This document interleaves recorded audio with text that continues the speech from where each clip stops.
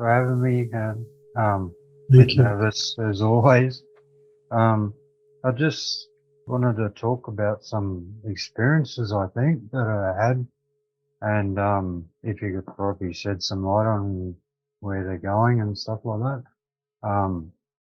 So I spoke about a little while ago about like a childlike nature, like when you haven't seen your grandma for a while or something like that, and that sort of kindness, honest love sort of that you show towards your grandma when you haven't seen her for a while.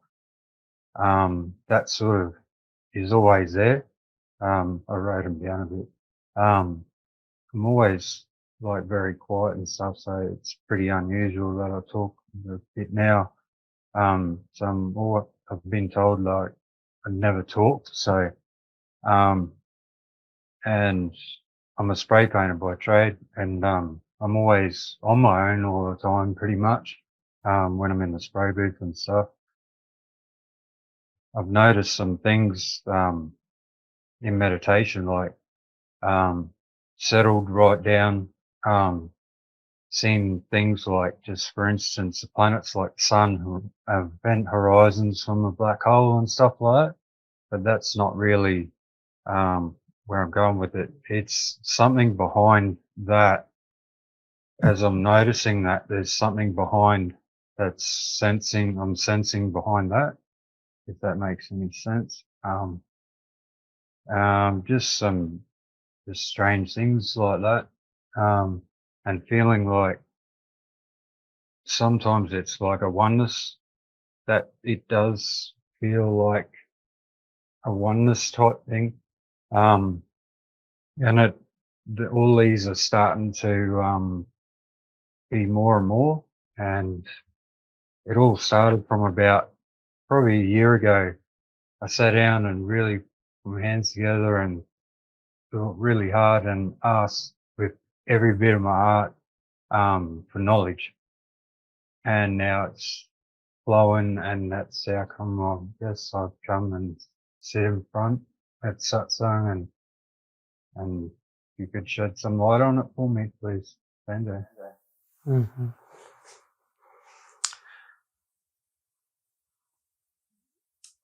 Look, oneness, what you are talking about, and if I have understood rightly, you are seeing things, but in background you are seeing from some different place. There's something that I sense that's like watching, that I've seen this, to say I'm looking in a vision of a sun from, say, a distance of about Mercury or event horizon, sitting there watching that and going, okay, and then there's something behind, or sensing something else that's watching, that I'm seeing all of this arise. Yeah, look, I think what you are saying is a lot of people would agree, there is a seeing and there is a seeing. There is a seeing, everyone is seeing everything around, thinking I'm this body and there is a scene in front of me, objects, things, situation, and I'm watching it, and I can comment on it, and I can like or dislike it or whatever. But that is also seeing, but that seeing encompasses everything, including this body. It is like we were too much in front of that energy, and somehow this too much in front is still in front, but somehow we are perceiving that energy which is behind all this. That's what it felt like then. Yeah, it is beautiful. It is not an experience, it is you. As I notice it more and more now, it's like everything since that first, say, when I noticed it, it's more and more that I'm starting to be aware of what's happening. I can tell you something happened many years ago when, this new energy, you don't know what it is, and that's why the question arises, and you want to confirm with someone. When it happened to me, I had no one to confirm except Google, and Google didn't help me much. There's not much to explain things, but I can say exactly something similar happened with me. I was in group with some friends, and in a golf course, and something happened which someone said about that, and which was completely wrong, and like about something to do with the shot or whatever, but I wanted to say something, nothing came out, and it was like the bliss was so much that whatever someone says, it doesn't matter. And I was watching from that awareness, and I also knew the personality of this body, that it has to say something for in this situation, when something is said which is not right, and some energy was there which was just keeping complete silence, and that silence was so beautiful that something was ashamed even to say something in that silence. So nothing came, and after that I was sort of wondering that who is beautifully controlling this stupid person in such a beautiful way, and in a situation like that where an argument can broke or whatever, and I only just tears started flowing, and I thought, I surrender completely whatever this personality to this thing, which has taken over, or which is taking over, or which is coming into, in existence, which was not there before.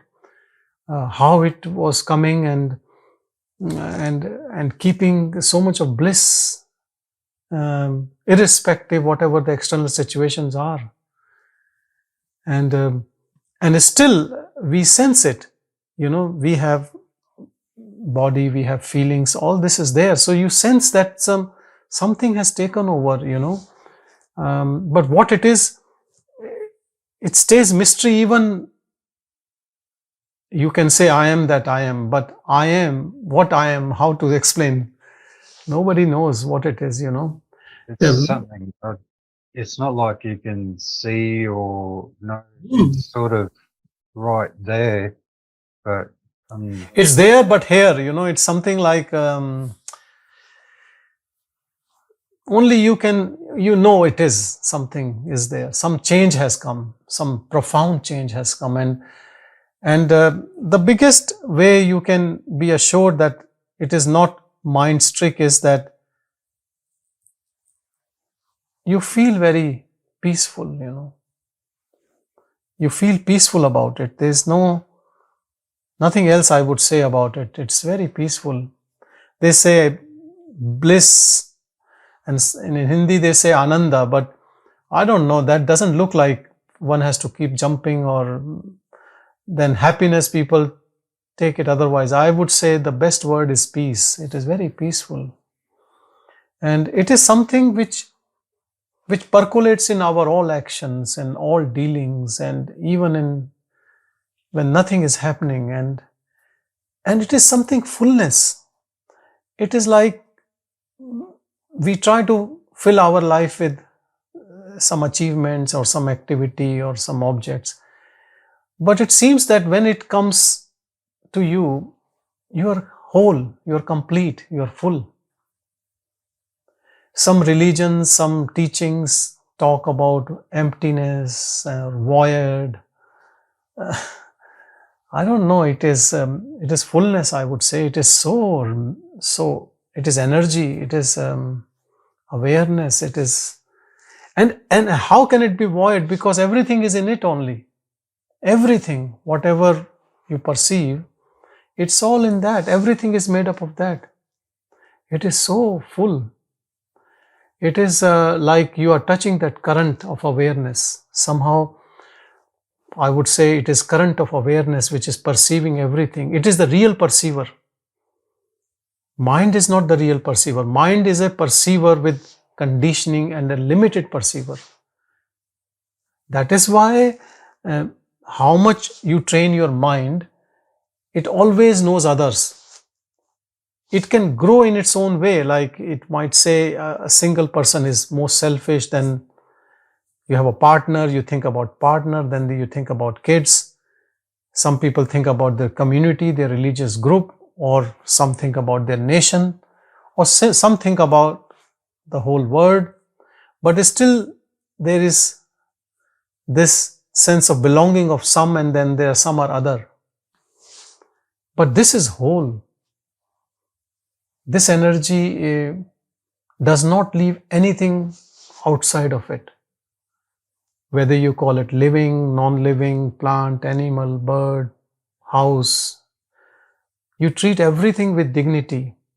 You can say that something looks dead. Something looks dead. Maybe that something doesn't perceive that awareness. But awareness can perceive awareness which is everywhere. And so when awareness perceives awareness everywhere, it respects everything which is awareness, because nothing is smaller or bigger or less important or more important. Then everything is equally same in that awareness. Everything is made up of the same gold. Shapes are different. How does it matter? I would only suggest you that there is no need to analyze how this energy unfolds and how this awareness has coming into it.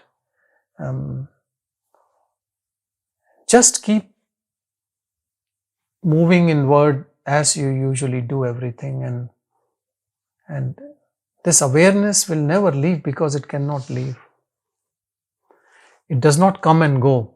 Yes, sometimes when we become too much into the lower energy, we lose the perception of it in a very intense emotional state, or some argument or something which we strongly like or dislike.